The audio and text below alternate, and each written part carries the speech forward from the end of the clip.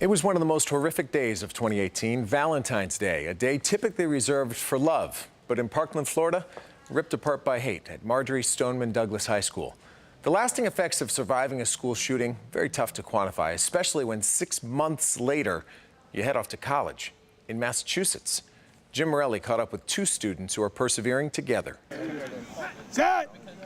Ready to go! Most college freshmen come freighted with baggage. Cookies! Tyler Goodman and Nick DeFroscia carry the weight of 17 souls. They're always with me. Even though I didn't know some of them, they're always with me. Tyler and Nick survived the school shooting in Parkland, Florida at the Marjory Stoneman Douglas High School last February. But some people they cared about, friends and coaches, did not. I lost two friends. I've known them since just the beginning of high school, but I had classes with them every year. Like, we shared homework, shared food. We were just good friends.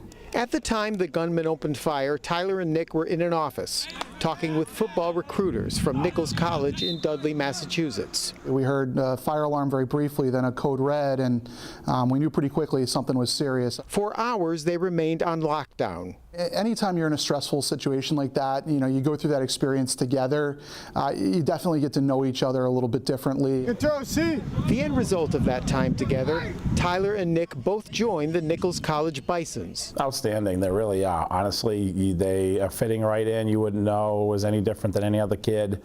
But they are different from each other when it comes to how they're dealing with memories of that day. I just try to push it away and just think about everything else but that. For Tyler, the carnage, the heartache, is motivation.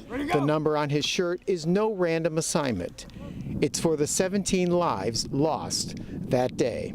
They're in my heart, they're in my head, they're on my mind all the time.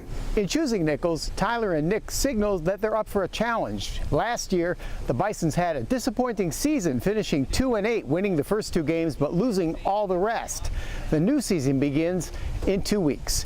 In Dudley, Jim Morelli, Boston 25 News.